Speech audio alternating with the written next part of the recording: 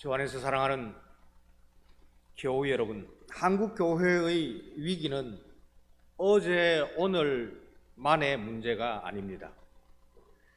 여러분의 교회도 이런 위기를 인식하고 함께 모여 개혁교회를 이루고 있습니다. 그런데 최근에 그 한국 교회의 모습은 점점 몰골에 가까워지고 있습니다. 한국 교회를 대표한다는 대형 교회들 중에 세습이나 재정비리, 목사의 망언, 여러 실정법 위반 등에서 이 자유로운 교회가 없습니다. 중소형 교회도 예외는 아닌 상황입니다. 그렇다 하여서 건강한 교회가 없다는 말은 아닙니다. 한마음 개혁교회가 있기 때문입니다. 건강한 교회를 세우는 것이 우리의 사명과 임무입니다. 이 세운다라는 말은 에베소서 4장에 2번 나옵니다. 12절 말미에 한 번 나오고 있고 그리고 16절 말미에 나오고 있습니다. 교회와 성도들은 내적 사역과 외적 사역을 맡아 수행하고 있습니다. 교회는 교회다워야 하고 성도는 성도다워야 됩니다. 이 교회에서 예배에서 성도는 하나님의 사람으로 세워집니다. 우리 한글 번역에서는 대개 이 덕을 세운다라는 말로 표현을 하고 있는데 어느 문맥에서는 맞습니다만은 교회가 하는 일은 뭐냐? 사람을 건설합니다. 사람을 사람답게 만드는 일을 합니다. 그리하여서 세상에서 하나님의 형상으로 살아가도록 만듭니다. 하나님의 이 형상이라는 말은 거울로 바꾸면 쉽게 이해할 수 있습니다. 거울은 그 맑기에 따라 가지고 대상을 피사체를 그대로 반영을 합니다. 우리는 우리의 몸을 거울로 삼아 우리 몸에서 삼위 하나님이 비추어지는, 그래서 하나님이 어디 계시냐 할 때에 우리 몸에서, 우리 말과 행위에서 하나님이 자기를 보여주고 계신다라고 말하도록 교회와 예배, 목사와 장로 이 일을 맡아서 수행합니다. 성도의 일터는 세상입니다. 따라서 성도들은 예배당에서 예배 가운데 거울을 잘 닦아야 되고, 나는 이런 거울로서 내 몸에 바로 삼위 하나님을 반영한다라고 뽐내야 될 것이 뭐냐? 파송받아서 하나님을 비추어야 되는 곳이 어디냐? 세상입니다. 그런데 이 성도들을 더럽히는 곳도 세상이기도 합니다. 세상에 살면서 이 거울이 더럽혀지죠. 세상을 비추어야 되는데 빛으로 삼위 하나님을 비추어야 하는데 막 흐려지죠. 마가복음 7장 20절에서 23절 말씀을 보면은 사람에게서 나오는 그것이 사람을 더럽게 하느니라. 속에서 곧 사람의 마음에서 나오는 것은 악한 생각, 곧 음란과 도적질과 살인과 간음과 탐욕과 악독과 속임과 음탕과 흘기는 눈과 회방과 교만과 광패니, 이 모든 악한 것이 다 속에서 나와 사람을 더럽게 하느니라. 이 광패라는 말을 개정판에서는 우매라고 이렇게 번역을 했는데, 이 광패라는 것은 몰상식하다는 말입니다. 인간의 기준으로 볼 때 몰상식한 것이고 성도의 기준에서 볼 때에는 완전히 미달한다. 뭐 그런 뜻입니다. 이 모든 것이 속에서 곧 사람 속에서 마음에서 나온다 했습니다. 성도들의 마음을 맑게 하는 것이 바로 이 교회입니다. 성도는 예배에서 이 마음을 씻습니다. 근데 씻는다라는 말을 우리가 쉽게 할 수가 있지만 이 씻는다라는 말을 예배당 바깥에서도 합니다. 마음을 정화해야 된다 이런 얘기를 많이 하죠. 그런데 우리는 단순히 씻는 것이 아니고 삼위 하나님으로 채웁니다.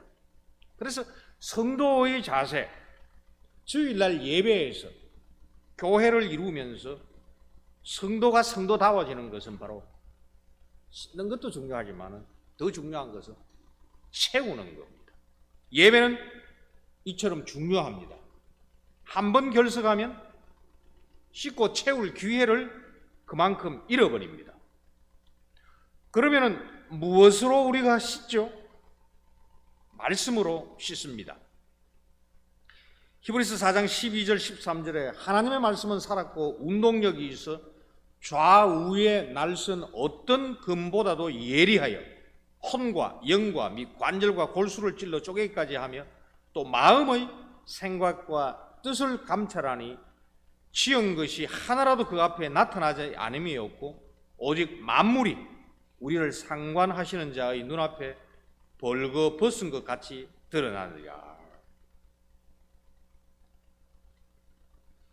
그럼 우리가 무엇으로 삼위 하나님을 우리 속에 채워서 이 마음에서 나오는 이 모든 것을 완전히 배출하고 억제하고 추방시키죠? 아버지와 아들과 성신의 이름으로 베푸는 세례가 우리를 삼위 하나님으로 채웁니다.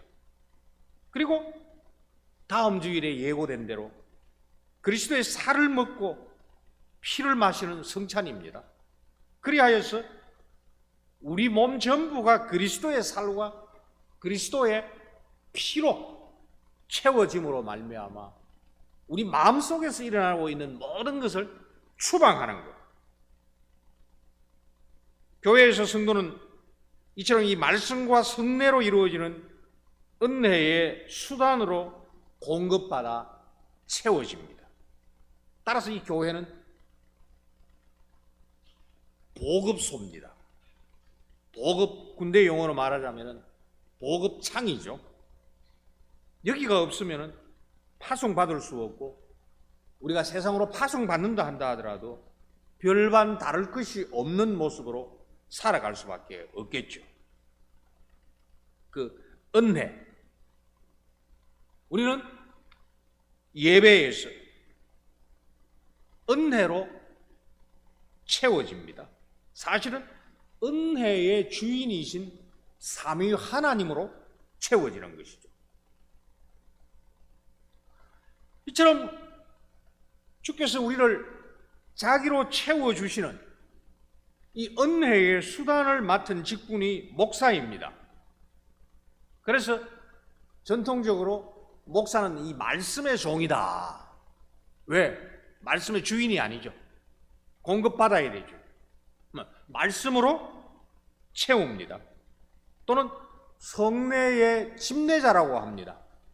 이 집례라는 말은 항상 위탁받은, 마치 청지기처럼 위탁받아서 한시적으로 그 주인의 뜻을 따라서 행하는 자를 가리켜서 집례자라 그렇게 얘기합니다. 따라서 이 종이나 집례자라는 말은 표현의 차이뿐이지 내용상은 같은 것이죠.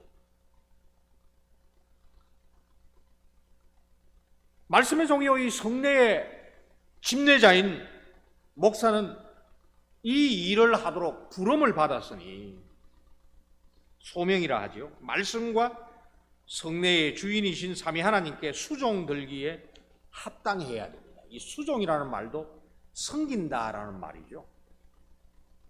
이것은 별도의 주제입니다. 목사와 함께 이 일에 협력하고 목사를 돕고 성도들을 살피는 일을 장로가 맡았습니다. 장로는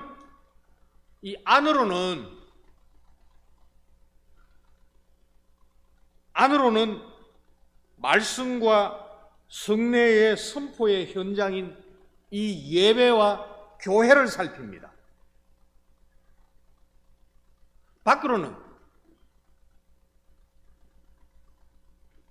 교회와 세상 사이에서 성도들을 보살피고 세상을 정복하게 하는 중요한 직분입니다. 장로는 아버지께서 나를 보내신 것 같이 나도 너희를 보내노라 하는 이 말씀의 선포와 성례의 집례를 살펴야 됩니다. 말씀이 말씀답게, 성례가 성례답게 수종드려지고 있는지 그 일을 맡은 목사를 살핍니다. 이것은 한편의 문제이고, 이것은 주일의 문제이고, 이것은 예배의 문제이고, 다른 한편은 이 말씀과 성례로 삼위 하나님으로 충만하게 채워진 교우들이 세상으로 파송받아 엿새 동안에 말씀을 제대로 경청한 대로 살아가고 있는지, 성례에 참여한 성도들이 교회 안과 밖에서 걸맞게 합당하게 살아가고 있는지를 동시에 살피는 막중한 사명을 지고 있습니다. 쉽게 말해서 안으로는 목사를 살피고 안으로는 동시에 말씀과 성례에 참여하는 교우들을 살피고 밖으로는 이 교우들이 그 경청한 대로 잘 살아가고 있는지를 양면으로 살펴야 되는 아주 무거운 책임을 지고 있습니다. 장로는 교회와 교우를 동시에 세우는 막중한 사명을 지고 있습니다. 오늘 이 두 곳의 구약과 신약의 본문을 기초로 하여서 장로, 한편으로는 목자이고 다른 한편으로는 그 보살피는 양떼들이 세상에서 패배하지 아니하고 창세기 1장에 나오고 있는 것처럼 이 정복하라라는 이 일을 잘 할 수 있도록 보살피는 인도자라는 제목으로 첫 번째 이 직분자 예수 그리스도를 살피겠습니다. 두 번째가 야훼 로이입니다. 세 번째가 장로와 신방을 살펴보도록 하겠습니다. 첫 번째 이 직분자 예수 그리스도입니다. 웨스트민스터 고백서 이 8장 1절에 보면 하나님께서는 영원한 목적으로 자기의 독생자 주 예수님을 자기와 사람 사이의 중보자로, 그래서 선지자와 제사장과 왕으로 교회의 머리와 구주로 만물의 상속자와 세상의 심판주로 선택하고 세우시기를 기뻐하셨습니다. 하나님께서는 이분의 씨가 되고 정한 때에 이분으로 말미암아 구속과 소명과 칭의와 성화와 영화를 받게 하실 한 백성을 이분에게 영원전에 주셨다라고 고백하고 있습니다.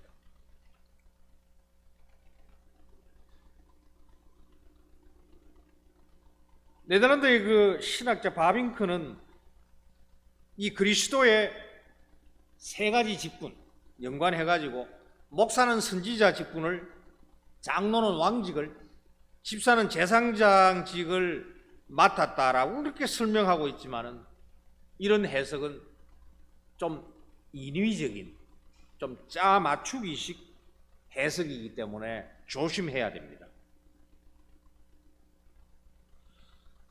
오히려 이 하이델베르크 요리문답 12번째 주일의 31문답에서 나온 그리스도의 삼직에 대한 문답, 그리고 32문에 나오고 있는 그런데 당신은 왜 그리스도인이라고 합니까?에 대한 이 대답이 오히려 더 합당하다고 여겨집니다.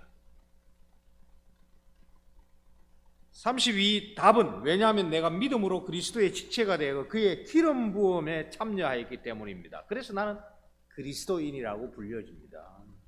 여기에 그리스도라는 말 아시다시피 구약의 메시아고 그 메시아라는 말이 지니고 있는 그 기름 부음을 받는다라는 그 의미에서 나왔죠.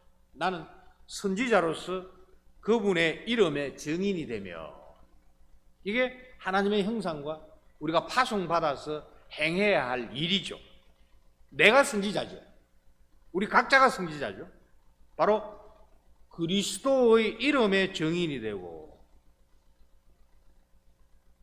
그분이 제사장이기 때문에 나도 제사장으로서 나 자신을 감사의 산 제물로 그에게 드리고, 그분이 왕이기 때문에 나도 왕으로서 이 세상에서 사는 동안 자유롭고 선한 양심으로 죄와 마귀에 대항하여 싸우고 이후로는 영원히 그와 함께 모든 피조물을 다스릴 것입니다.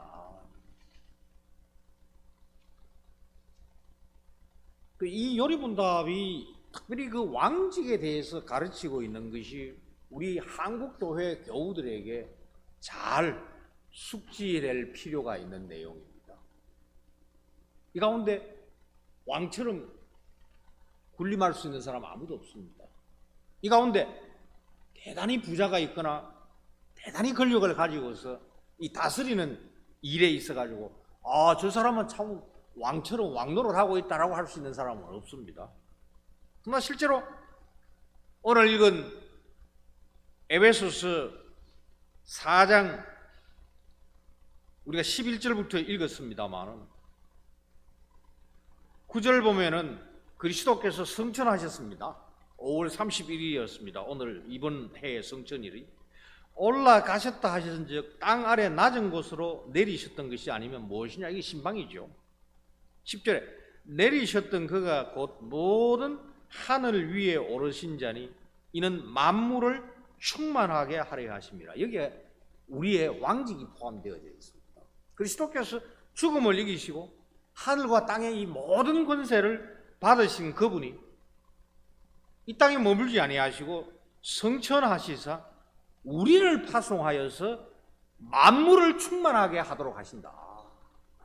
여기에 선지자와 제사장으로서의 직분도 포함되어 있지만 여기에 우리의 왕직이 들어 있습니다. 이처럼 우리는 이 그리스도를 닮아서 그리스도께서 새 직분을 십자가와 다스리심과 부활과 성천에서 지금도 수행하고 계셨듯이 그리스도 이분을 닮아서, 이게 형상이죠. 우리 역시 그리스도답게, 그게 바로 그리스도인이죠. 그리스도인으로서 그리스도답게 이 삼직을 동시에 수행하고 있습니다. 이것이 바로 온전한 기름 부음을 받은 신자의 모습입니다. 그런데 우리는 스스로 그렇게 되지 않고 우리는 본래 그런 존재가 아니라는 것이죠. 그리스도처럼 성신의 기름 부음으로 능력을 받아야 됩니다. 이 능력을 한 번 받는 것이 아니고 매주일 받아야 됩니다. 그래서 우리는 재충전하고 재점검하기 위하여서 요새 건강검진 받는 것처럼, 그리고 어디에 지금 부족한 것이 있는지 그 카센터에서 이 차량 점검을 받듯이 어디에 기름이 부족한지, 뭐가 지금 공기를 더 넣어야 될지, 이 채우는 곳이 어디냐, 바로 예배당이고 바로 이 예배입니다. 우리는 늘 본래 가지고 있는 것이 아니고 늘 공급받지 아니하면 파송하여서 쓸 수 있는 무기가 없습니다. 결국은 삼위 하나님으로 우리가 충만하게 되는 것. 그리하여서 그리스도를 닮아 그리스도답게 그리스도인으로 온전한 신자, 완전한 사람으로 공급받고 분투하며 세상에서 답게 합당하게 그렇게 살아가도록 하는 것이죠. 이 능력이 우리 속에서 나오지 않기 때문입니다. 항상 우리 바깥에서 우리에게 임하여야 채워지고 파송받고 그게 걸맞게 살아갈 수가 있습니다. 두 번째가 야훼 로입니다. 설교 제목이든 이 대지를 야훼 로이로 할 수 있는 데는 아마 IRC나 IRPC밖에 없을 거예요. 여러분들이 대단합니다. 이 로이라는 말, 히브리어죠. 이 라아라는 동사의 분사형이죠. 그리스도께서 완성하신 이 삼력의 중요한 특징 중에 이 치다라는 말이 있습니다. 오늘 오전에 읽었던 사도행전 20장 28절에 나오죠. 이 치다, 보살핀다라는 말입니다. 여호와가 우리의 로이시니 부족함이 없습니다. 그 치는 자입니다. 로이는 치는 자입니다. 치는 자를 목자라고 부르죠. 목자는 양떼가 부족함이 없도록 해야 됩니다. 따라서 이 목자는 소명으로 일을 수행하는 그야말로 위로부터 공급받은 천부로부터 공급받은 천직입니다.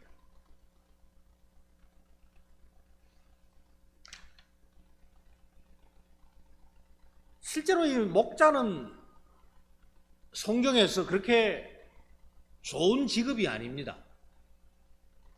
지금도 이 목자들 가운데서 이 유목민 또는 반유목민들이 있습니다. 창세기 46장 34절을 보면은 이 애굽 사람들은 이 목축을 가증히 여겼다 그렇게 했습니다. 양은 잡아먹죠. 그러나 양을 키우는 사람은 신뢰하지 않았습니다. 왜 그러느냐? 목자 가운데는 사실은 대다수의 목자가 일꾼이었습니다. 성경에서 이것을 갖다 싹꾼이라고 하므로 부정적 의미로 예수께서 요한복음 10장에서 사용하시는데 이 싹꾼이라는 것 자체가 이 부정적인 표현이 아닙니다. 말하자면 일용직이죠. 아무 재산이 없는 자, 그 양을 가진 자에게 위임받아서 그의 양을 먹이는 자죠. 그러면서 그 간교한 야곱처럼 목자가 장난을 치는 겁니다. 자기 양으로 갈취를 하는 겁니다. 그래서 목자라 하면 사기꾼이다. 부정직한 사람이다. 따라서 목자는 서로 다투는 일에 증인으로 설 수가 없는 자. 목자는 인간답지 아니하는 자. 그것이 성경에 나타나고 있는 목자에 대한 일반적 평판이었습니다. 따라서 우리를 신방하신 이 그리스도의 탄생에 가장 먼저 이 기쁜 소식을 들은 자들이 이 목자라는 것이 그리스도께서 신방하실 때에 어떠한 형편에 있는 자를 먼저 찾아오셨는지를 알 수가 있습니다. 구약에서 이 치다, 따라서 이 목자라는 말이 제일 많이 나오는 것이 에스겔 34장입니다. 그런데 에스겔 34장을 보면 치다로 번역을 하지 않아하고 먹이다로 번역을 하고 있습니다. 그래서 이 먹이다라는 것이 이중적 의미로 사용되고 있는데요. 한편으로는 목자가 양떼를 먹이는데 에스겔 34장에서는 목자가 양떼를 먹이지 아니하고 자기를 먹이는 목자에게 화 있을진저 그렇게 하면서 이 치다라는 말을 먹이다라고 번역하고 있는데 사실은 먹이다라는 번역보다는 치다라는 말이 더 포괄적입니다.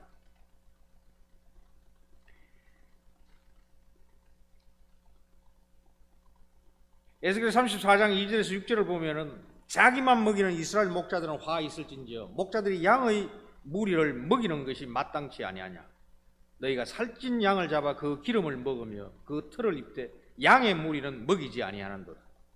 너희가 그 연약한 자를 강하게 아니하며 병든 자를 고치지 아니하며 상한 자를 싸매어 주지 아니하며 쫓긴 자를 돌아오게 아니하며 잃어버린 자를 찾지 아니하고 다만 강포로 그것들을 다스렸도다. 목자가 없으므로 그것들이 흩어지며 흩어져서 모든 들짐승의 밥이 되었도다. 내 양의 무리가 온 지면에 흩어졌으되 찾고 찾는 자가 없었도다.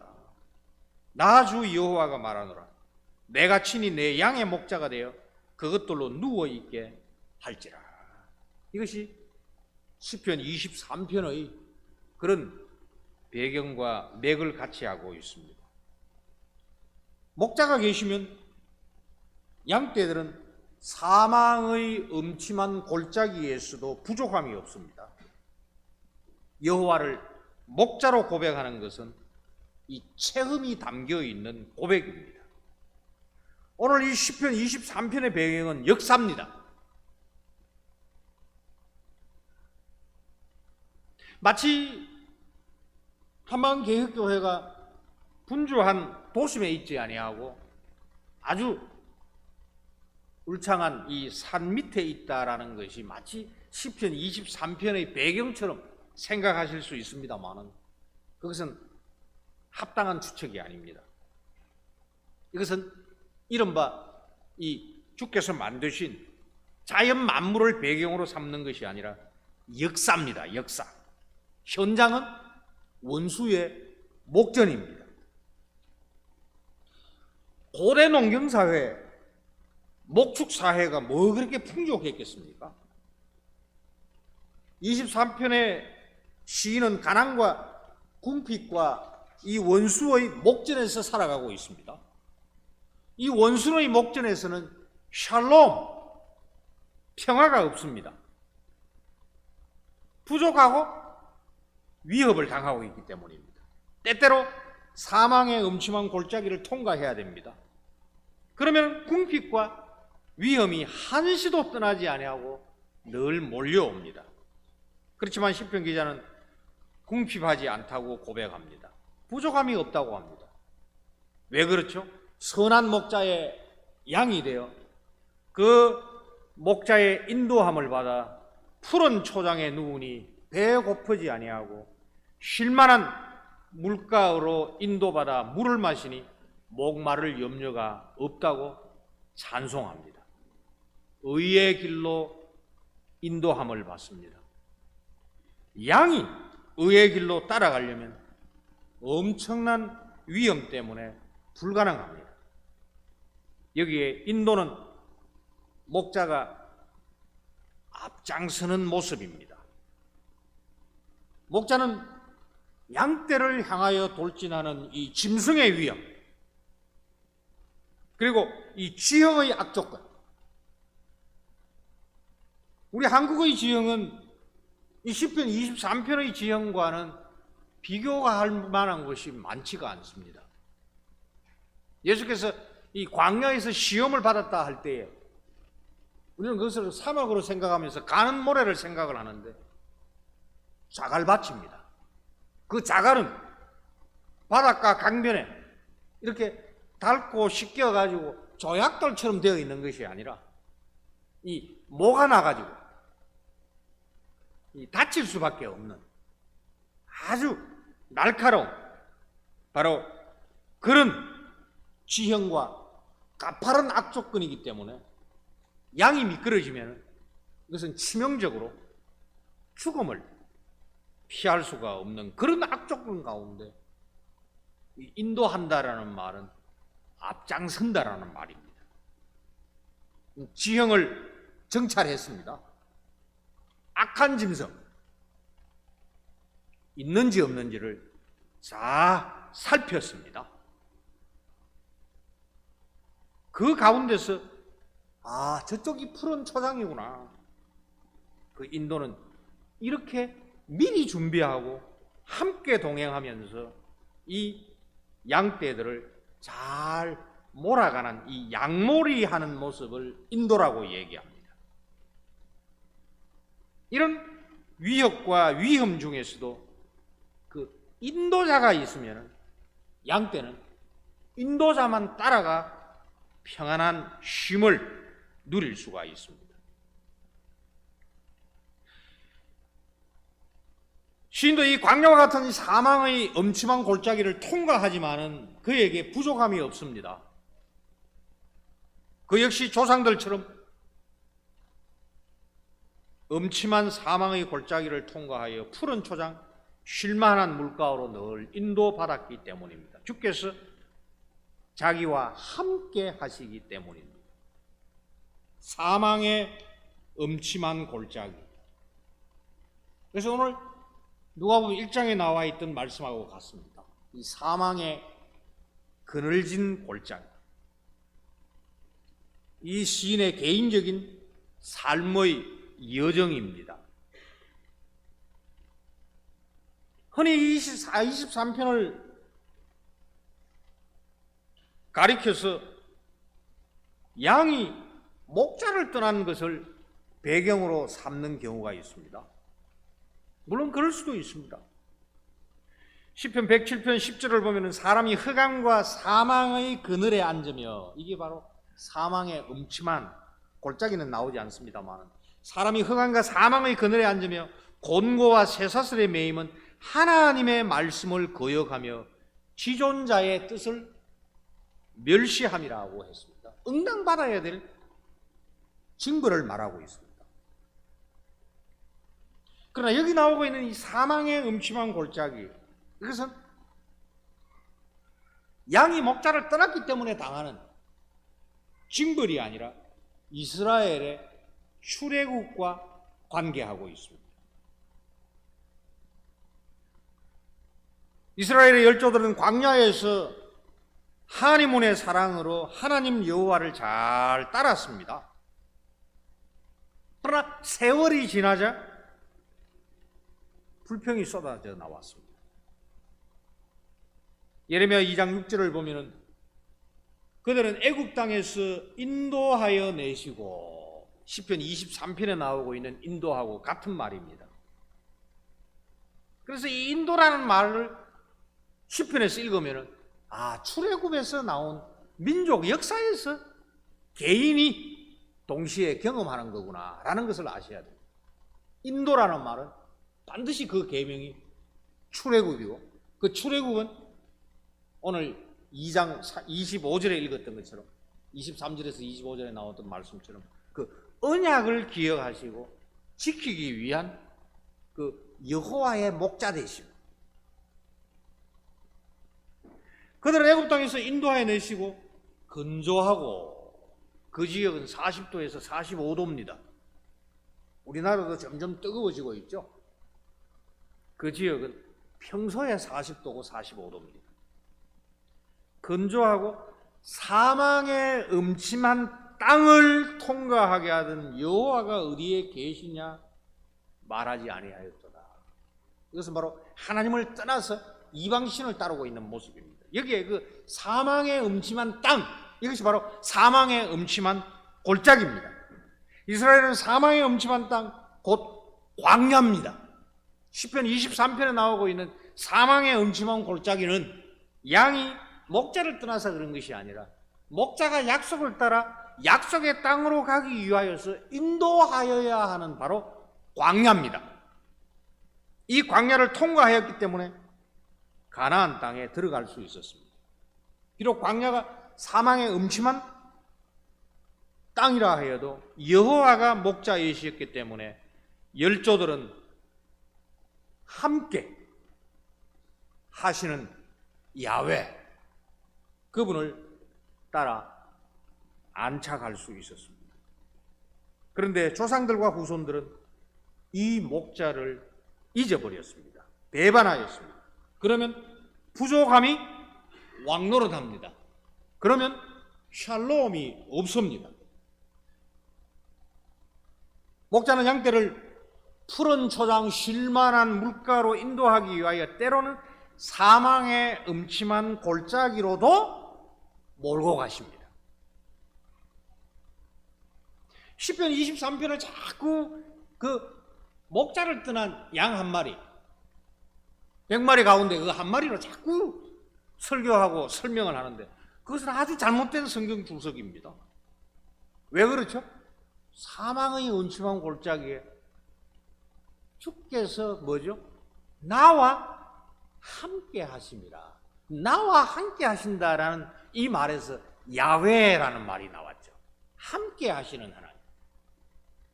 출애굽기 3장 14절에 나오고 있는 이 스스로 있는 하나님이 아니고 그것은 아주 정확하지 아니하는 번역이죠.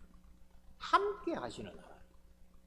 우리가 어디로 가더라도 동행하는 하나님이 아니고 먼저 인도하시면서 따라오게 하시는 하나님. 그래서 우리 언어 사용 참 잘해야 되죠. 내가 어디로 가더라도 동행하시는 하나님이 아니에요. 그건 내가 주인이죠. 하나님이 뒤치다거리 해주시는 하나님 아니에요. 인도자, 함께 앞서가시는 하나님. 이것은 민족 역사입니다. 시편 23편은 이 출애굽이라는 그 약속을 지키시는 그 결과로 나타나는 그 민족의 서사시, 이 배경에서 나온 것이지 뭐 우리 여기에서 좋은 공기 마실 수 있는 산 밑에서 부를 수 있는 23편이다 그렇게 생각하는 것은 옳지가 않습니다. 사망의 음침한 골짜기, 반드시 양이 저지른 이 범죄를 말하지 않습니다. 오히려 교우 여러분, 우리의 인생 여정 전부가 사망의 음침한 골짜기입니다. 그래서 목자가 지팡이와 막대기를 사용합니다. 여기 이 지팡이는 못된 짐승과 원수를 쫓아내는 공격용, 방어용 무기입니다. 막대기는 양떼를 추스리고 토닥거리는 겁니다. 한편으로는 외적을, 원수를 물리치고 다른 한편으로는 양떼가 억길로 가지 아니하고 그 의의 길로 나가게 하는 거예요. 또 여기서 이 의라는 것은 우리가 뭐 이신칭의할 때 그런 의로 생각하시면 안 되고요. 이 의라는 말은 곧다라는 말입니다. 그 푸른 초장 쉴만한 물가로 가기 위하여서 가장 안전한 지름길이 뭐냐? 그게 바로 의의 길인데 그 의의 길을 내가 찾아가는 것이 아니라 미리 정탐을 하고 미리 모든 위험을 내관을 다 무력화한 그 목자를 따라가는 그 양떼의 모습을 말하고 있습니다.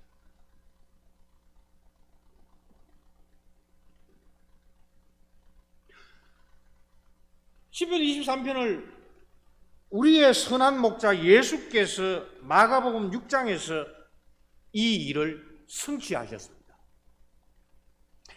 마가복음 6장 31절을 보면은 예수께서 이 무리를 이 한적한 곳으로 인도하셨다는 말씀이 나옵니다.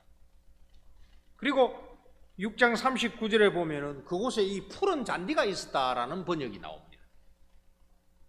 중요한 사실은 목자가 먼저 가시고 양떼들이 따라갈, 그래서 목자와 양떼의 동행입니다. 앞서 인도하시고 동행하시는 목자 예수 그리스도께서 원수의 목전에서 이 잔치상을 차려주셨습니다. 시편 23편에 나오고 있는 이 원수의 목전에서 상을 베풀고, 이거는 상장 주는 상이 아니죠. 상이죠, 상. 상이라고 하지만은 시편 23편에 이것은 목자가 그냥 편하게 이렇게 개에다가 펼 수 있는 가죽으로 만든 뭐 크지도 않은 조그마한 보자기입니다. 그걸 지금 그 원수의 목전에서 베푸는 이 상이라고 했는데, 대단히 우리 뭐 생각하고 있는 뭐 식탁이거나 아니면은 앉아 있는 둥근 상 그런 것은 절대로 아닙니다. 소박하고 어떻게 보면 아주 남루하기 그지없는 그런 가죽 천을 말하고 있습니다. 그러나 이 광경이 얼마나 멋집니까? 그것도 바로 사망의 음침한 골짜기에서 마가복음 6장입니다.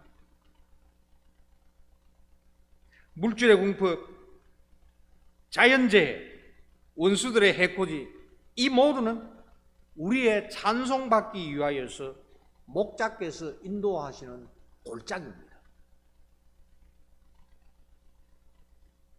이를 체험하고 고백하는 자, 당당하게 은혜의 자리로 나아갑니다. 우리 예수님 선한 목자십니다. 목자 없이 흩어진 이 무리들은 영적으로 배가 많이 고팠습니다.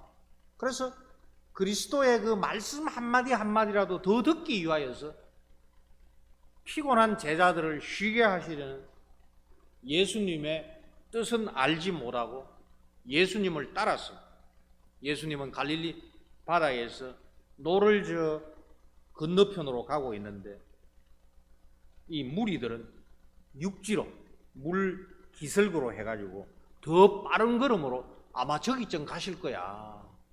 예수 그리스도 앞질러 그 한적한 곳으로 갔습니다. 근데 가보니 한적한 곳이었는데 그곳에 실제 꼴이 있었습니다. 다시 이들을 가르쳐 주시고 그 목자 없는 양에게 목자로서 가르쳐 주시고 영적 양식을 주신 다음 그들을 피곤해서 씻게 하시고 이제는 육적 양식인 꼴까지 마련하여 주시려고 합니다. 수고하고 무거운 짐진 자들아 다 내게로 오라 내가 너희를 쉬게 하리라. 이들에게 양떼들에게 쉼을 주시기 위하여 목자 예수님은 항상 일하고 계십니다. 아버지가 일하시니 나도 일하신다라는 예수님. 예수님의 일, 곧 가르침을 받는 것이 양떼에게는 쉼인 것입니다. 우리는 지금 쉬면서 안식하면서 공급받고 충전받고 채워 꽉 차고 있습니다. 이처럼 주일에 쉬는 것 항상 범죄의 위협을 안고 있는 일상생활로부터 쉬는 겁니다. 따라서 이 예수님의 가르침과 예배가 없으면 쉼은 무의미하죠. 왜? 채울 수가 없으니까. 여가 중요합니다. 그러나 여가가 또 다른 범죄의 계기가 될 수가 있습니다. 휴가 필요하지만 영적으로 무장을 해제한 채 우리를 위하여서 항상 일하고 계시는 목자 예수님의 가르침을 받지 아니하면 참된 쉼이 아니라 유혹의 덫에 빠지고 맙니다. 목자 없이 방황하는 큰 무리는 큰 목자 예수님의 가르침을 받아야 푸른 초장에 누워 꼴을 넉넉하게 먹고 물가에서 안식할 수가 있습니다. 예수님이 이들에게 영적 양식만을 주신 것이 아니라 육적 양식까지 함께 주셨습니다. 예수께서 자신이 선한 목자이심을 보여줄 만한 아주 멋진 장소입니다. 마가복음에 나오고 있는 이 한적한 곳이라는 말은 황량한 곳이라는 말입니다. 이 한적이라는 번역은 사실은 약한 번역입니다. 황량이라고 번역을 해야 되죠. 왜? 거기 한적하면은 사람이 살지요. 왜 한적하죠? 사람이 살지 않기 때문입니다. 왜 사람이 안 살고 있죠? 황량하기 때문입니다. 거기에 광야와 같이 이 돌이 많기 때문입니다. 앉을 수도 없고 설 수도 없고 누울 수도 없는 곳입니다. 그곳에 푸른 잔디가 늘 있다면 왜 그곳에 사람이 살지 않겠습니까? 사실은 이 푸른 잔디라는 번역 자체가 오해의 소지가 있습니다. 이제 우리도 점점 봄, 여름이 건조해지기 때문에 살짝 비만 와도 갑자기 푸르러지는 거 있죠. 이것을 잘 볼 수 있는 것이 중앙아시아이고 이 팔레스타인 지역입니다. 비가 안 옵니다. 늘 건조하고 뜨거운 지역입니다. 근데 갑자기 지중해에서 이 수증기를 많이 뿜은 이 구름이 순식간 동쪽으로 막 밀려오면 갑자기 소나기가 퍼붓습니다. 그것도 잠깐. 그래서 곧장 황량한 곳에 푸른 풀이 살짝 나오기 시작을 합니다. 바로 이 순간입니다. 이 잔디가 아니에요. 항시로 있는 게 아니에요.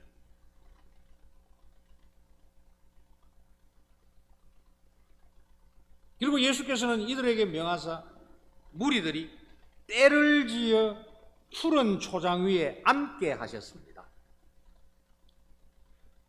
마가복음 6장을 보면 이 때라는 말이 2번 나와요. 우리가 양떼라고 하는 이 물이죠. 39절에 이 때는 우리가 잘 알고 있는 헬라어입니다. 심포지움이라는 말입니다. 이 심포지움이 시편 23편에 나오고 있는 잔치상입니다.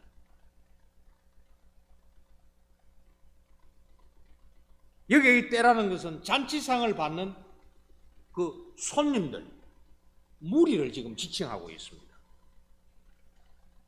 아마 우리식으로 표현하자면 제자들이 이렇게 얘기를 했을 거예요. 양떼 여러분들 식사 대형으로 누우시기를 바랍니다. 이렇게 얘기를 했을 거예요.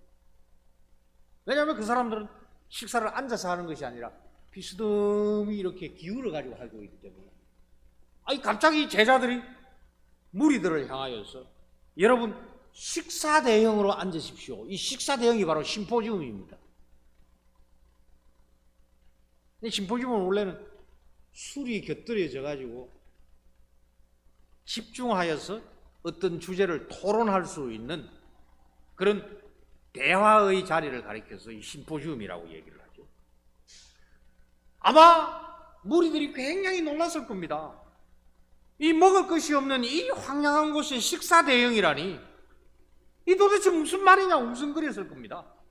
아이 참 어처구니가 없구나. 제자들이 전도하고 보고하고 쉬지 못하고 먹지 못하더니 사람이 의식이 싹 가버렸구나. 저 사람들이 정신 나간 소리를 하는구나. 아주 의아했을 것입니다.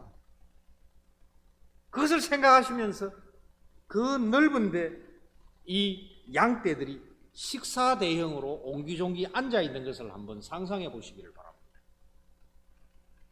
이렇게 50명, 100명씩 앉도록 했습니다. 그런데 40절에 나오고 있는 때가 또 나옵니다. 이걸 바로 모종판을 말하고 있습니다. 요새 드론 있으니까요. 모종판을 딱, 그러니까 지금 50명, 100명 앉아 있는 그것을 딱 보니까 모짜리, 논 같아 보이는 것이죠. 그 광경을 한번 상상해 보십시오.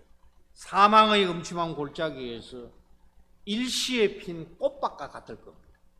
식사 대형으로 아주 정돈되어 앉아있는 이 모습. 이 무리는 영적 양식을 풍성하게 먹고 나서 유리방황하다가 참 목자가 오셔서 말씀으로 먹여주시는 영적 양식을 풍성하게 먹고 나서 외진 자갈밭에 모판처럼 앉았으니 혼돈이 일시에 멈추고 너무나 보기 좋은 질서, 영육의 샬롬, 이 평강이 이들 위에 임해 있는 이 모습을 드론을 탄 심정으로 한번 보시기를 바랍니다. 왜 그 당시에 이 오병이어의 기적이 지금은 일어나지 아니할까 질문하지 마시기를 바랍니다. 우리가 먹고 마시는 일상생활이 다 오병이어의 기적을 행하여 주신 선한 목자 손에서 나옵니다. 따라서 주님 가르쳐 주신 길, 일용할 양식을 주옵시고, 이것은 바로 나는 양입니다.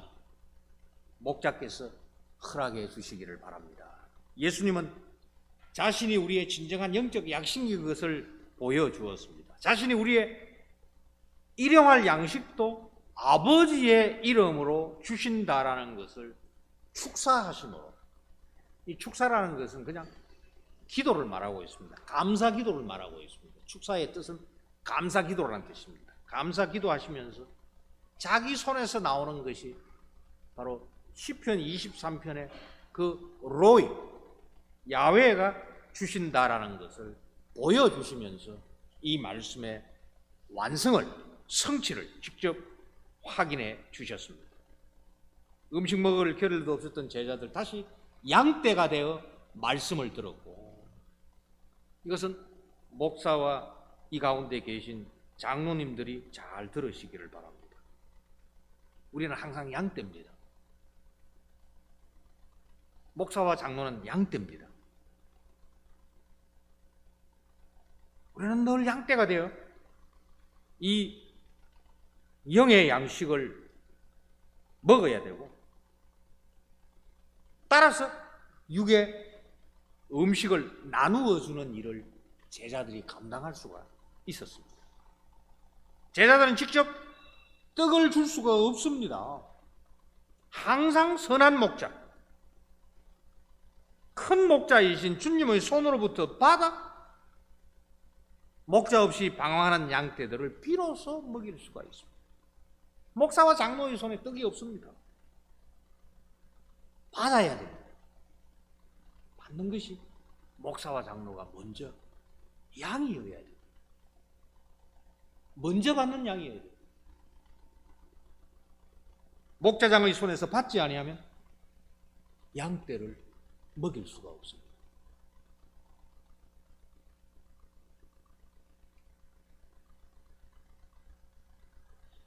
이제 이 장로와 신방을 살펴보겠습니다. 장로 직분은 교회 역사 초기부터 평가절하되었습니다.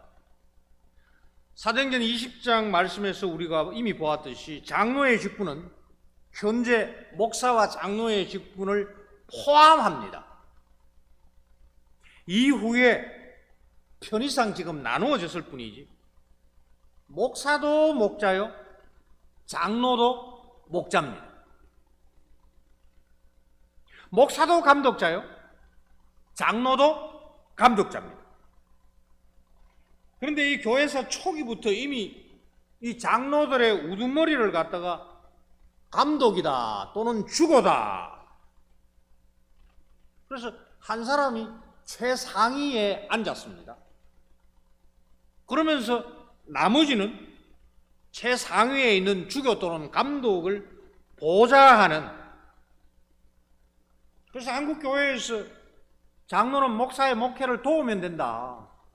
제가 오늘 시작하면서도 협력해야 된다, 돕는다는 말을 썼습니다만, 이것은 동등한 입장에서 돕는 것이지 최상위에 있으니까 밑에 있는 핫바리가 도와야 된다, 수종 들어야 된다, 그런 의미는 아닙니다. 다른 장로들은 이 주교의 명령을 따라서 지역에 있는 기도소로 파송을 받아 미사 또는 세례를 심례하는 성직자가 되었습니다.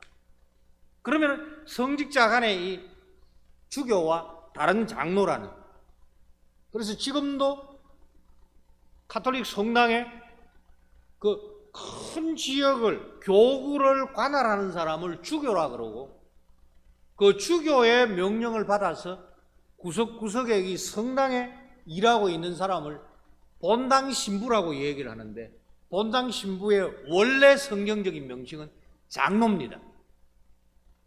아주 어려운 말로 탁덕이라고 그렇게 번역해가지고 쓰고 있습니다. 이것이 바로 감독제의 폐단입니다.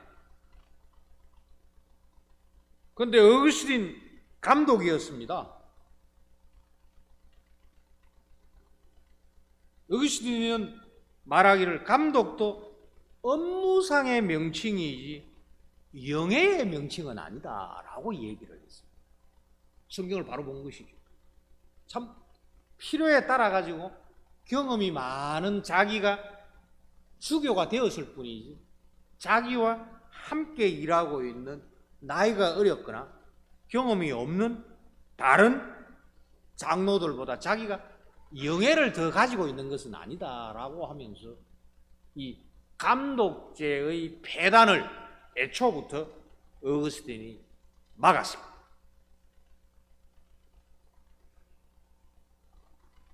어거스틴이 430년에 죽었기 때문에 1000년 이상 감독제의 폐단이, 그래서 감독의 감독이 로마의 주교, 로마의 감독이죠.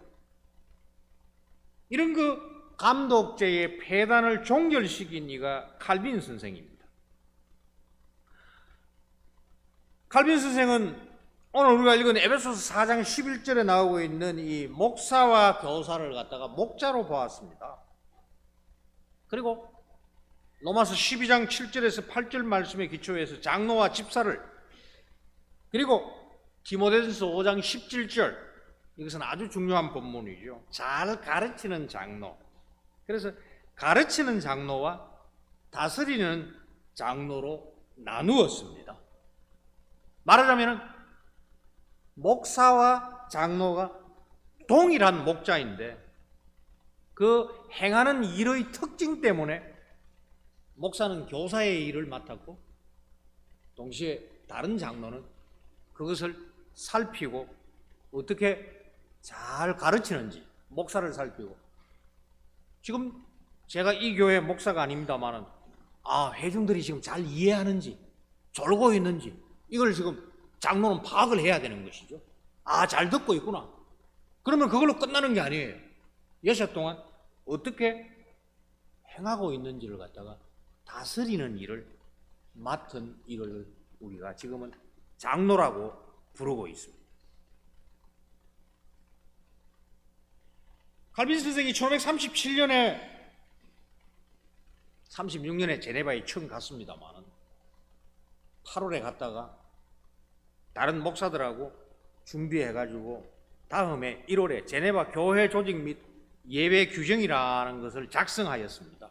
거기에 출교와 성찬, 혼인, 자녀교육, 찬송 이 네 가지를 들어가지고 개혁해야 되겠다라는 것을 제네바 시의회에 제안해가지고 그 의회의 동의를 받아냈습니다.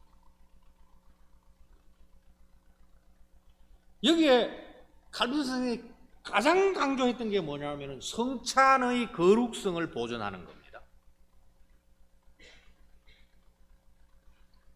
마침 다음 주가 한마음교회교회 성찬이라고 해서 참 좋습니다만 이 성찬의 거룩성, 성찬의 거룩성은 이 성찬의 집례자로 부름을 받은 이 목사가 거룩하게 살고 있는지 없는지를 장로가 감독하는 겁니다. 쉽게 말해서 여기 해당된다는 말은 아닙니다. 집례 못합니다 라고 얘기할 수 있는 사람이 누구냐? 장로예요. 그런데 회중 가운데 형격하게 노출된 범죄를 행하는 자가 그것을 자백하지도 않고 회개하지도 아니할 때에 성찬의 거룩성 때문에 당신은 성찬상에 올 수가 없습니다. 이 성찬상의 거룩성을 지키는 이 일을 장로가 맡아야 된다고 하였습니다. 이 일을 하기 위해서 선한 삶을 사는 이들을 여러 지역에 세워 교인들의 삶을 살펴야 된다라는 것을 제안했습니다. 결국 칼빈 선생이 1538년에 쫓겨납니다. 쫓겨나는 가장 큰 이유가 뭐냐? 장로 직분 때문입니다. 초기이기 때문에 시의회 의원들이 자기들이 선출해가지고 자네가 장로해라 했는데 장로들이 성찬의 거룩성을 지키기는커녕 스스로 깨트렸던 겁니다. 말하자면 신방을 통하여서 목사가 거룩한지 참여할 초청받을 교우들이 거룩한지를 살펴가지고 성찬상이 훼손되지 아니하도록 이것을 파수해야 되는데 장로들이 술 먹고 싸움질하고 카드놀이 해가지고 재산이 오고 가고 있고, 우리 자녀들이 있어서 그렇습니다만은 응당 어느 곳에서나 있을 수 있는 그 더러운 죄악들을 장로들이 범했기 때문에 칼빈 선생이 장로들에게 벌을 줄 수밖에 없습니다. 당신들이 이 성찬성에 올 수가 없다. 그럴 때 나도 성찬상에 가겠다 고 하면서 뻐기고 폭력으로 성찬상에 나오려 하고 있는 장로들 때문에 결국은 72시간 이내에 제네바를 떠나라 라는 강제 추방령을 시의회로부터 받고 주일날 그것도 월요일 아침에 그냥 싸가지고 그냥 떠나버렸던 겁니다. 이를 위하여서 먼저 교인들이 신앙을 고백해야 됩니다. 장로로 선출받은 의원들이 신앙에 합당한 삶을 먼저 살아야 됩니다. 이것을 목사는 강단에서 늘 가르쳐야 됩니다. 가르치는 목사가 장로로서, 목자로서 동시에 살펴야 되는 책임을 가지고 있지만은, 그러나 목사는 여전히 강단에 서 있어야 됩니다. 강단에 서 있기 위하여서 교인들을 만나기보다는 주님을 더 많이 만나야 됩니다. 성경 말씀을 공부해야 됩니다. 따라서 실제로 교인들의 삶을 살필 수 있는 사람이 누구냐? 장로죠. 여세 동안 같이 제네바에서 어울려 일하는 사람들이죠. 이런 지역 장로가 그 당시에 12구역으로 나눴습니다. 그 당시에 제네바 인구가 한 15,000명 되었으니까 장로 한 사람이 맡은 인구가 1,000명이 넘었으니까 보통 어려운 일이 아니죠. 이걸 갖다가 벼슬로 생각하면서 시의원들 사이에 너가 해라 내가 해라 하다가 정작 맡고 보니까 이것은 정말로 고역이 돼가지고 칼빈 선생을 미워할 수밖에 없었죠.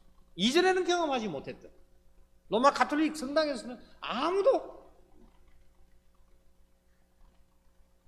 결국은 선생이 쫓겨날 수밖에 없었습니다.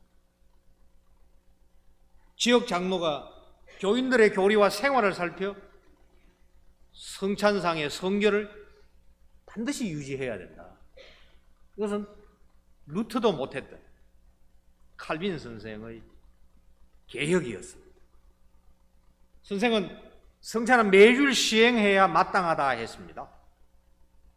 그러면 속된 말로 장로들 죽어나는 거죠. 1,000명을 매주 살펴야 되니까 이거는 생업도 못하는 것이고요. 자기가 술도 한 번을 못 마시고 아무것도 못하는 거죠. 그러나 이것이 관습화될 오해가 있기 때문에 매월 한 번씩 하자. 장로들 그것도 못하겠다. 근데 칼빈 너 뭐 잘났냐? 취리에 네 선배 주빈글리는 1년에 4차례 하더라. 그래서 우리도 4차례 하자라고 강요를 한 거예요. 할 수 없어가지고 칼빈 선생이 4번을 했죠. 그러나 칼빈 선생의 목표는 매주일 하는 것이었고 그것이 정착될 수 있도록 하기 위하여서 한 달에 한 번은 꼭 하자. 그러나 그것도 장로들의 해방으로 못했던 것입니다. 부모는 자녀들에게 성경의 요약인 교리 교육서를 잘 가르쳐야 되고 여기 잘 올려놨네요. 아이들은 연중 특정한 시기에 목사에게 검사를 받고 배워야 됩니다. 그러면 목사가 부모와 아이를 권면하게 되는 것이죠. 또 시편을 회중 찬송으로 채택하자고 하였습니다. 이것은 바로 교회의 개혁이 그 제네바 도시의 개혁으로 이루어져야 된다라는 기본적인 출발입니다. 쫓겨났습니다. 쫓아내고 보니까 쫓아낸 시의원들, 장로들이 도무지 통제할 수 없으니까 이 스트라스부르크에 있던 칼빈 선생을 다시 청해 옵니다. 1938년에 쫓아냈다가 1541년에 다시 청할 때에 선생이 다시 교회 출입, 우리 한국교회에서는 이걸 갖다 교회 정치라고 얘기를 하는데 저는 이것을 세속 정치와 구별하기 위하여서 여기에 치리회가 있지 정치회가 있는 거 아니잖아요. 그래서 이 교회 치리를 다시 제출했습니다. 하나님을 경외하는 이들이 모든 시민을 감독하게 하자고 다시 제안을 했습니다. 곧 복음을 따라 사람을 세워 사람 개혁을 추진하자라는 약속입니다. 1년 임기로 하되 연임이 가능하며, 이게 우리 한마음개혁교회 장로로 임직받은 분들과 이 교우들이 염두에 두어야 될 일입니다. 왜 1년을 했느냐? 너무 버거워요. 생업도 해야 되고 모범이 되어야 되고 살피기도 하려 하면은 이게 곧 소진합니다. 그래서 1년 임기로 하고 연임이 가능하고, 해야 될 일은 교인들의 삶을 감독하고 필요하면 목사와 함께하는 당회에 보고를 합니다. 장로는 목요일에 목사와 회집하여 교회 진리와 질서에 관계된 의논을 합니다. 이처럼 목사와 장로는 매주간 장로회로 모여야 됩니다. 나는 우리 한마음개혁교회 목사와 장로님들도 매주일 모이기를 바랍니다. 매주일 모인다라는 것은 굉장히 딱딱한 형식적인 모임으로 생각하지 마시고요.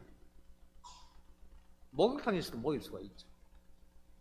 안건이 있으면 정식으로 회의를 해야 되지만, 그러나 안건이 없다라는 것이 확인이 되면 매주일 모여가지고 교우들의 모든 모습을 공유해야 됩니다. 만약에 공적인 감독회로서 이 치리회, 그 치리 회원들이 교우들 사이에 일어나고 있는 모든 일들을 공유하지 아니하면 많은 오해가 일어납니다.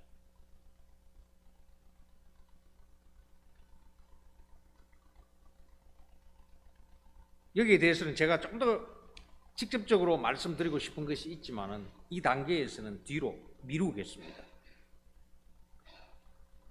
이 신방의 배경이 바로 이 고해성사입니다.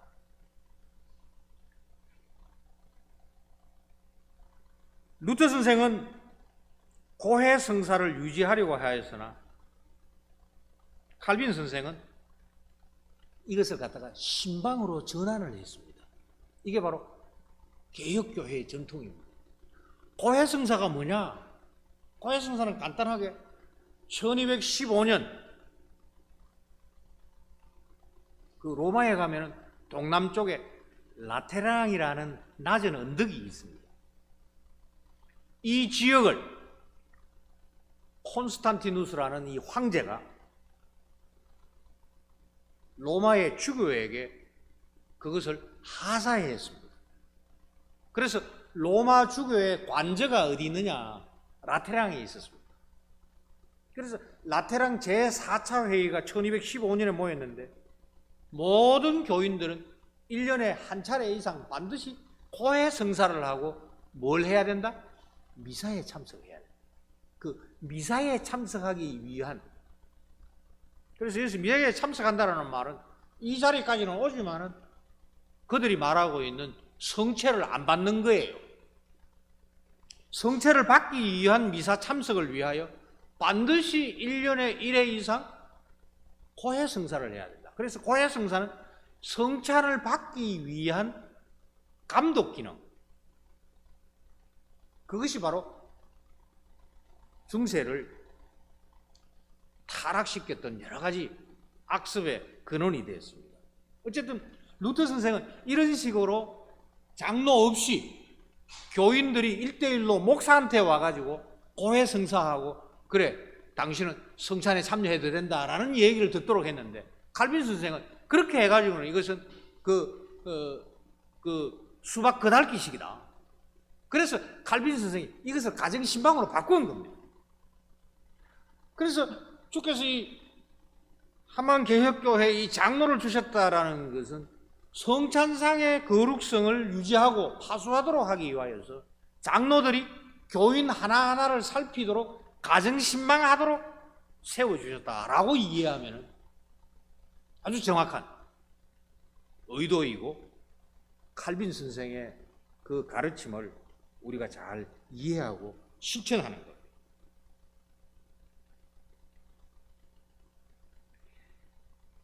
디모데후서 5장 17절에 보면은 이 장로는 이 다스리는 일을 한다. 칠이 장로라는 말이 여기서 생겨났는데, 이 칠이라는 말은 사실은 정치하고도 다르고, 어떻게 보면은 이 칠이라는 말도 굉장히 강한 표현입니다. 이 칠이라는 말은 시편 23편에 나오고 있는 것처럼 인도하는 겁니다.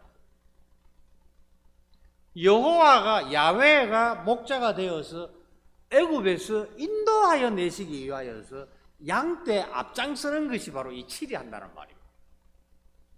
그게 바로 살피는 거죠. 그래서 오늘 오전에도 이 돌보사, 돌아본다라는 말, 임한다라는 말이 같은 말이라고 했는데, 그 말에 보면 항상 드론처럼 이 고도가 조금 높습니다. 보기는 보지만은 위에서 봅니다. 그러나 이 위에서 본다라는 것은 권력의 어떤 정점에서 이 지배하고 장악하고 통치한다는 의미가 아니고 잘 본다는 겁니다. 망대 위에 서가지고 불침번을 쓴다라는 말입니다. 여기서 나오고 있는 치리한다라는 말은 통치하고 지배하고 갑질하도록 세워줬다라는 뜻이 아니고 잘 보면서 앞장서서 간다라는 이 뜻을 가지고 있습니다.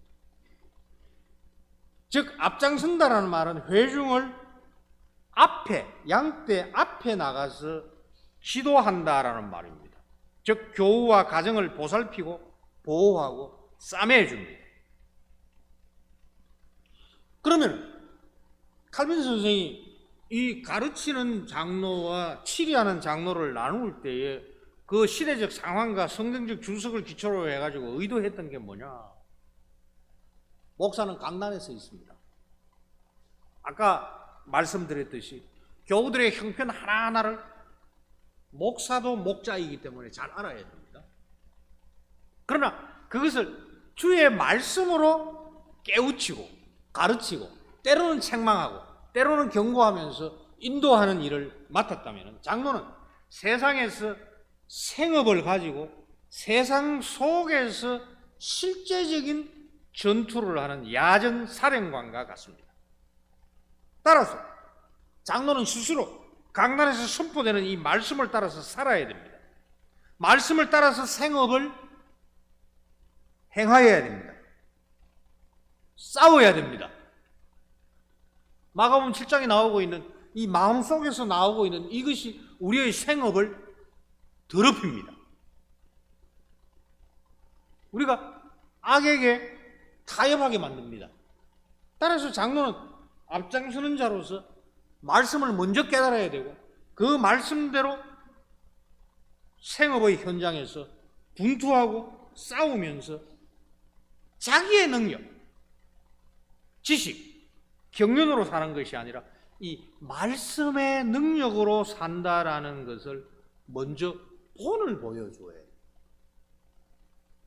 칼빈 선생이 쫓겨났던 것은 바로 이 장로들한테 쫓겨났는데 이 장로들이 바로 본을 보이는 장로들이 아니에요. 제네바는 교통의 요충지입니다. 특별히 알프스를 넘어서 이 독일에서 로마로 가거나 교황에게 가거나 교황이 보내는 사람들이 알프스를 넘어서 이 벨기에나 프랑스나 프랑스 북부나 독일로 가기 위하여서 이 제네바를 통과해야 됩니다. 교통의 요충로고 그 다음에 제일 많이 하는 생업이 포도원이었습니다. 그러다 보니까 술을 담그게 되고 술을 먹으면 싸움질을 많이 했고 스위스 사람의 그 독특한 어떤 좋게 말하자면 강인함, 나쁘게 말하면 싸움질 잘하고 말이에요. 욕 잘하고 그리고 칼 잘 들고 하는 이들을 칼빈 선생은 알았기 때문에 피하려고 했죠. 장로는 모범이 되어야 된다. 누구보다도 먼저 강단에서 선포되는 말씀을 잘 깨달아야 되고 누구보다도 먼저 실천해야 되고 그리고 창세기 49장 24절에 보면은 이 요셉은 무성한 가지라. 요셉은 무성한 가지여서 그 가지가 이 담장을 넘듯이 이렇게 충족하고 충만하여서 넘치는 것이 있기 때문에 장로로 부름을 받은 것이죠. 이 앞장서는 경험이 그의 장로의 은사를 강화하고 회중을 인도하는 멘토입니다. 제가 너무 흔해 빠진 이 멘토라는 말을 준비하면서 넣을까 말까 하다가 그래도 넣었습니다. 장로는 스스로 말씀을 먹고 사는 양이며 같은 양을 인도하는 목자입니다. 목사가 목자로서 강단에서 이 일을 한다면 장로는 회중의 가정에서 이 일을 합니다. 그리고 강단에서 선포하는 말씀을 깨닫고 날마다 애써 그대로 살아야 됩니다. 말씀과 이 삶의 경험을 회중의 가정을 신방하면서 가르치고 같은 말씀과 경험으로 살아가고 있는지를 확인해야 됩니다. 따라서 먼저 세례를 늘 상기시키고 성찬의 기쁨의 자리에 나아가기 위하여 준비 늘 시켜야 됩니다. 이런 기본을 구비한 장로의 신방은 지혜가 넘쳐야 됩니다. 지금은 스마트폰으로 대화하고 주문하는 시대입니다. 무인 계산대가 대세를 이루고 있는 시대, 얼굴과 얼굴이 만나는 신방은 지극히 인간적입니다. 가정과 가족들의 얼굴이 밝아지고 마음이 열리는 신방이어야 됩니다. 말씀과 기도는 아주 간단하게 해야 됩니다. 장로는 자기 이름으로 신방하지 않기 때문에 반드시 하나님의 말씀을 읽어야 됩니다. 바로 이 말씀의 주인이 나를 여러분들에게 보냈습니다. 스스로 나는 종입니다. 주인에게 고백하고 신방을 받는 이에게 나는 종으로 왔습니다. 내 이름으로 여기 오지 않았습니다. 성경 말씀 읽어야 됩니다. 그리고 바로 목자장의 이름으로 기도해야 됩니다. 그러나 들어가자마자 바로 할 필요가 없습니다. 오히려 말을 많이 들어줘야 됩니다.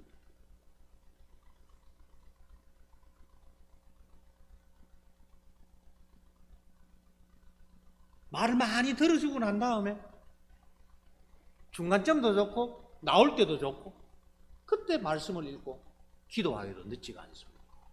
오히려 들어가자마자 성경 읽고 기도하면 경직됩니다. 말문이 닫혀버립니다. 아니에요. 편하게 들어가셔서 신방받는 가정과 특별히 아이들이 마음을 열 수 있는 친근한 이웃 아저씨로서 등장하셔도 좋습니다. 말씀을 읽을 때에 오늘 선포된 말씀, 지난주에 선포된 말씀, 더 이전에 선포된 말씀, 쉽게 말해서 장로가 신방하기 위하여서 말씀을 별도로 독자적으로 준비할 필요가 없습니다. 하나님의 말씀은 포괄적이기 때문에 어떤 형편은 어떤 사람, 어떤 가정에도 다 적용될 수가 있습니다. 따라서 늘 들었던 말씀, 모두가 들었던 말씀을 상기시켜가면서 그 가정과 교우에게 필요한 말씀을 아주 편하게 말씀 준비할 부담을 가지고서 쩔쩔 매면서 그 집에 들어가면 이미 긴장이 돼가지고 대화를 할 수가 없습니다. 다시 읽고 반복하면서 이 말씀을 깨달았습니까? 이 말씀대로 살았습니까? 그 말씀 들어보니까 이 말씀이 위로가 되겠네요. 그 말씀 들어보니까 이 말씀으로 조심하시기를 바랍니다. 아주 편하게 하시면 좋죠. 즉 획일적인 신방 방식을 취해서는 안 됩니다. 그 형편을 맞춰가면서 다양하게 할 수가 있다는 말씀이죠. 즉 신문하거나 시조하듯이 특별히 자녀들을 대해서는 안 됩니다. 이거는 참 장로된 두 분이 잘 준비를 하셔야 됩니다. 이 최낙재 목사 사모님, 윤 사모님께서 요새 방탄소년단의 필이 꼽혀가지고 그 유튜브에 빠져 있다는 얘기를 내가 들었습니다. 네, 어떻게 하면 자녀들과 대화를 할 수 있을까?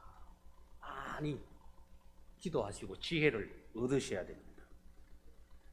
즉 선입견이나 선판단을 따라가지고 취조하듯이 너 이 대답해, 답을 강요하지 말아야 됩니다. 목자 장로는 듣는 귀를 가져야 됩니다. 신방할 때 목사든 장로든 준비한 하나님의 말씀 이외에는 그것이 준비될 수도 있고 현장에서 떠오를 수도 있습니다. 들었던 설교 말씀이. 그거 이외에는 별다른 말을 준비 안 하는 게 좋습니다. 오히려 어디에도 하소연하지 못하고 참 답답하던 것을 주께서 나를 신방하셨구나. 기도하듯이 주께 기도하듯이 주께서 보내어준 신방자에게 하소연할 수 있는 또는 편하게 대화할 수 있는 직장에서도 이웃에서도 심지어 부부나 동기 사이에도 느끼지 못했던 그 편안한 샬롬을 신방자 장로는 그 듣는 귀를 가짐으로 그 지혜를 잘 보여줘야 됩니다. 열왕기상 3장 9절 솔로몬은 여호와께서 무엇을 구하냐라고 물었을 때에 듣는 마음을 허락해 주시옵소서 했습니다. 듣는 지혜를 나에게 주시옵소서 3장 11절에 그렇게 말했습니다. 목사는 불가피하게 여기에서 여러분들이 생각하지 못한 말씀을 먼저 깨닫고 선포해야 됩니다. 따라서 말을 많이 해야 됩니다. 그러나 심지어 목사가 신방을 할 때도 말을 많이 하기보다는 말을 들어야 됩니다. 그래야 어떤 말씀을 준비해야 될지 장로가 많이 들어야 목사에게 어떤 말씀을 좀 준비해가지고 우리 교회를 더 풍성하게 먹여주시옵소서 라고 부탁할 수 있는 그런 자료를 모을 수가 있어야 됩니다. 그렇지 아니하면 권위적인 분위기를 조성하여 신방이 순간적으로 위기를 맞을 수도 있습니다. 해당 가정의 형편을 직접 듣고 때로는 격려하고 때로는 칭찬하고 때로는 아픔과 애로사항을 듣고 위로하고 힘을 줘야 됩니다. 때로는 권면하고 책망할 수도 있습니다. 그때에는 책망할 때는 히브리서 12장 6절 말씀처럼 주께서 사랑하시는 자를 징계하듯이 그렇게 해야 됩니다. 장로는 외판원이 아닙니다. 구청 직원이나 사회복지사가 아닙니다. 뭐 어려운 거 있으면 내가 도와주겠습니다. 아닙니다.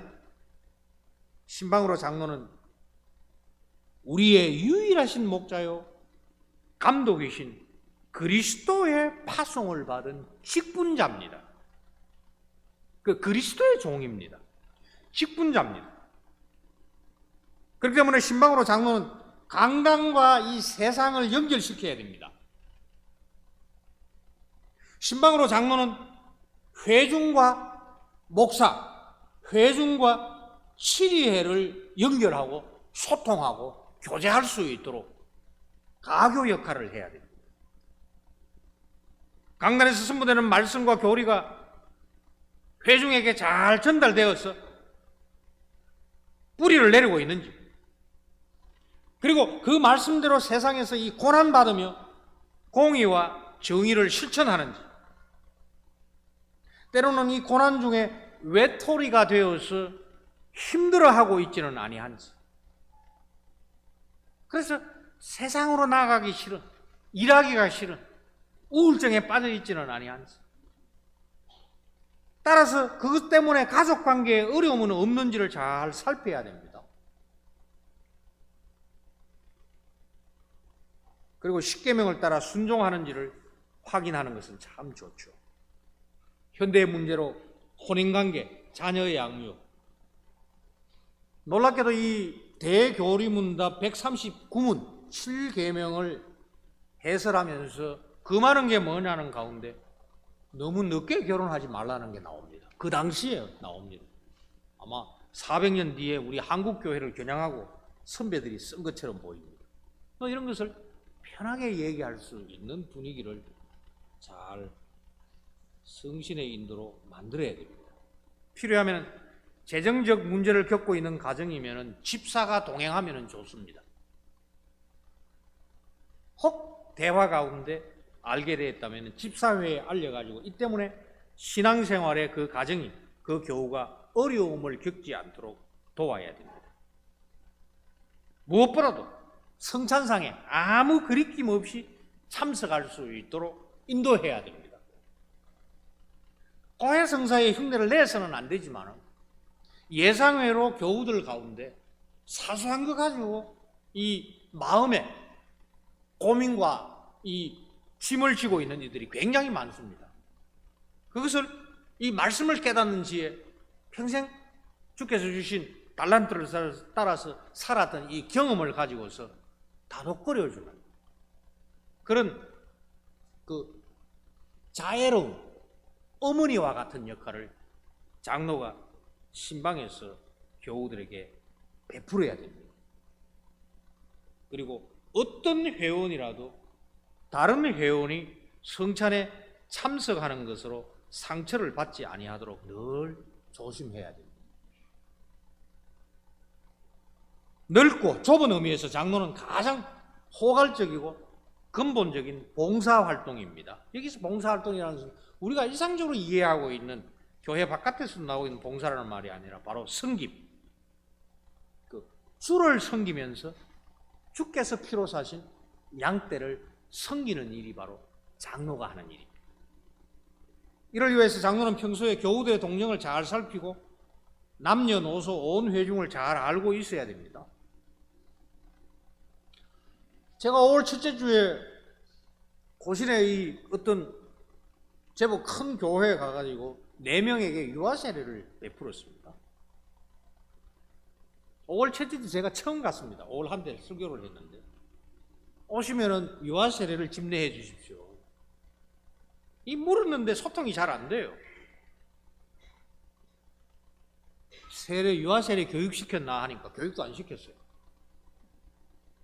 담임 목사가 없는 교회입니다. 문답은 언제 했냐? 주일 아침에 합니다.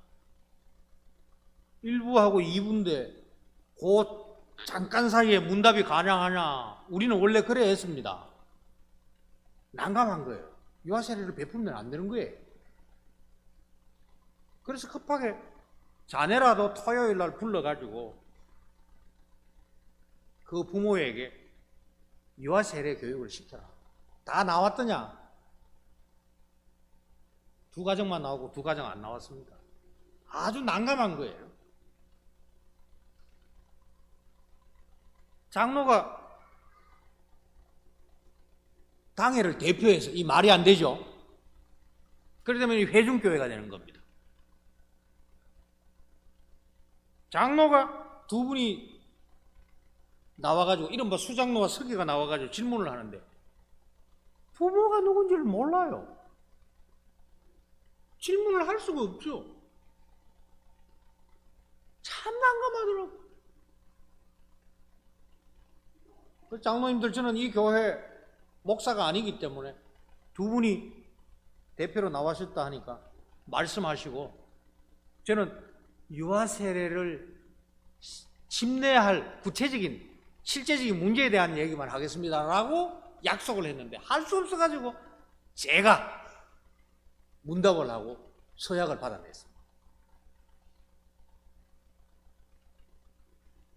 2분 장로님들, 이건 장로가 아닙니다. 근데 이분들이 뭐 믿음 생활을 못하느냐, 모범이 안 되느냐, 모범이 됩니다. 근데 배운 적이 없으니까 늘 이렇게 하는 거예요. 목사가 하는 일에 우리는 그냥 동의하고 협력하면 된다라는 이 한국 장로교의 일반적인 분위기에 이분들은 아주 충실한 분들이에요. 자기들의 잘못을 전혀 모르는 거예요. 장로는 모든 교우들을 알아야 됩니다. 남녀노소를 알아야 됩니다.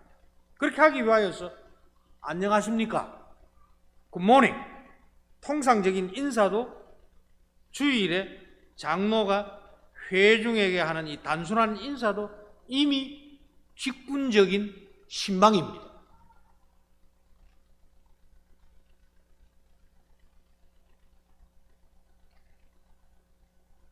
저는 이 교회도 강단을 빌렸습니다만 강단을 빌려가지고 설교를 자주 합니다.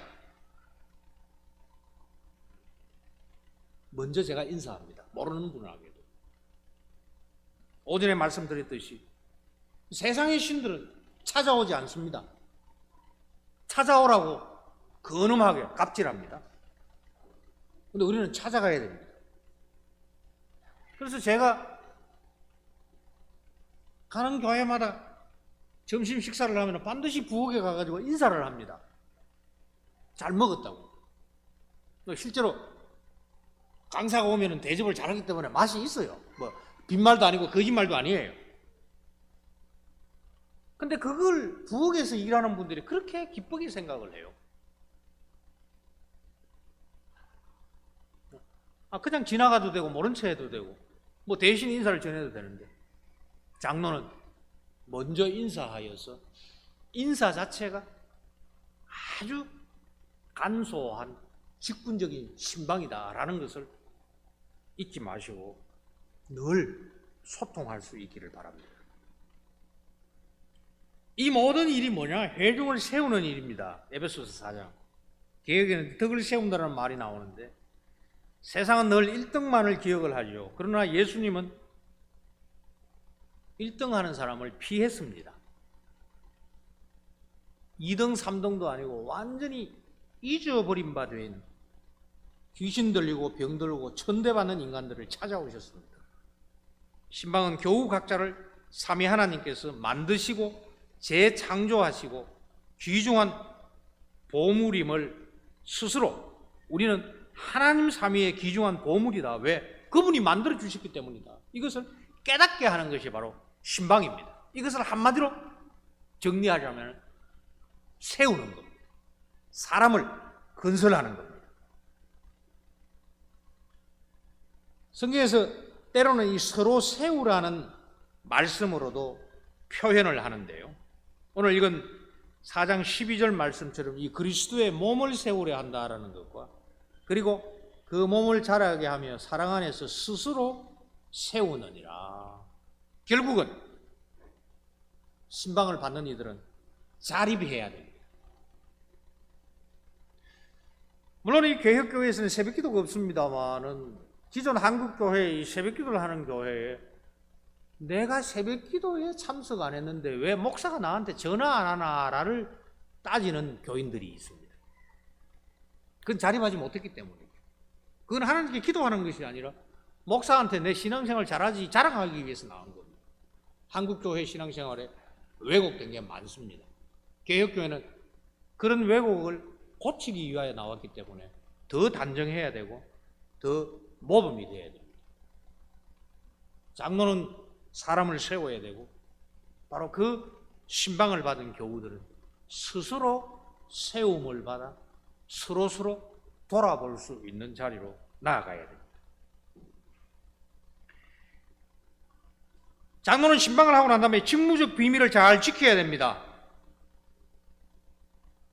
특별히 민감한 문제에 있어가지고는 가능하면은 그것을 기록에 남기지 아니하도록 서면 보고를 피해야 됩니다. 혹 서면 보고를 한다 하더라도 아주 간단한 문장으로 정리해서 이후에 다른 빌미가 되지 않도록 해야 됩니다.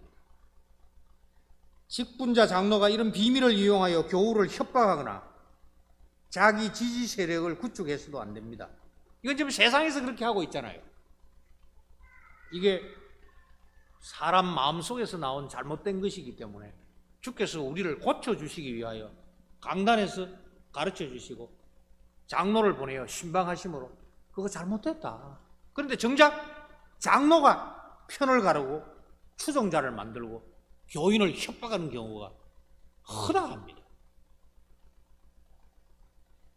이를 위하여 통상적인 신방 외에 그것은 바로 성찬을 앞두고 장로님들이 반드시 모든 가정을 신방을 해야 됩니다. 이런 통상적인 신방 외에 공식적인 신방에는 장로 두 사람이 함께 동행하여 신방하는 것이 옳습니다. 아무리 우리가 공정한 신방을 하고 보고를 위하여 정리를 한다 하더라도 혹 판단에 부족함이 있을 수가 있을 때에 구약의 말씀처럼 그 증인 두 사람에 기초하여서 서로 신방 결과를 평가하기 위하여 같이 하는 것이 좋습니다. 어떤 문제가 있다면 당회에 보고해야 되고 치리에 보고해야 되고 해결책을 공개적으로 또는 막후에서 구해야 됩니다. 특히 교우들 간의 인간관계에 대해서 잘 파악해야 되고 문제가 있다면 치리회가 조용히 해결하는 노력을 해야 됩니다. 사실 장로회와 신방에 관한 말씀을 하면서 이 말씀을 드리기가 조금 죄송합니다만 우리 한만개혁교회는 이 의정부나 서울 이 인근의 지역에 있기 때문에 그나마 이 지역교회의 성격이 강합니다. 그러나 그 IRC나 IRPC의 상당 교회를 보면 이게 지역교회의 성격을 넘어서 지역구 또는 전국구인 경우도 많이 있습니다.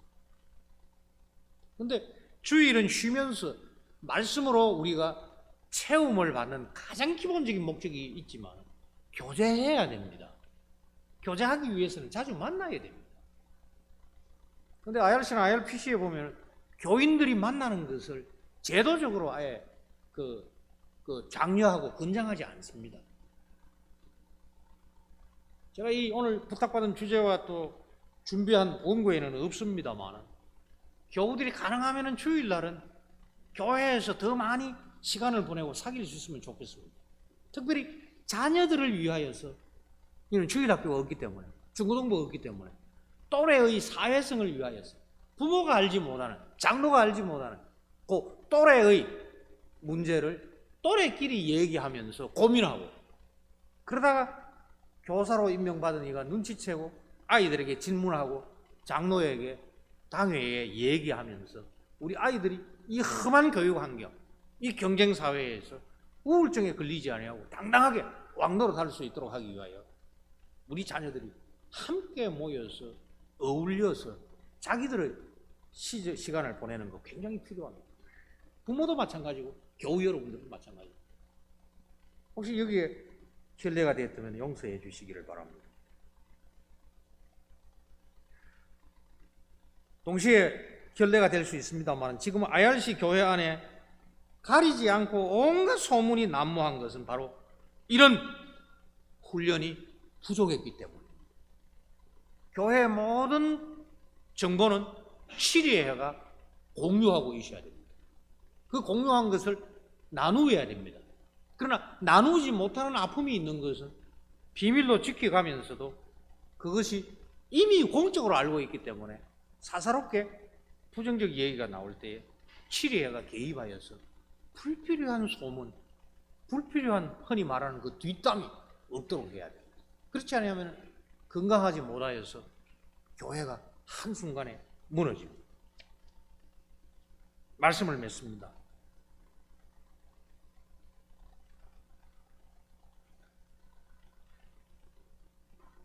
사도행전 9장 31절에 보면은 그리하여 온 유대와 갈릴리와 사마리아 교회가 평안하여 든든히 서가고 한만교회가 이 장로의 신방을 통하여서 물론 간단히 말씀 선포는 이미 전제되어 있습니다.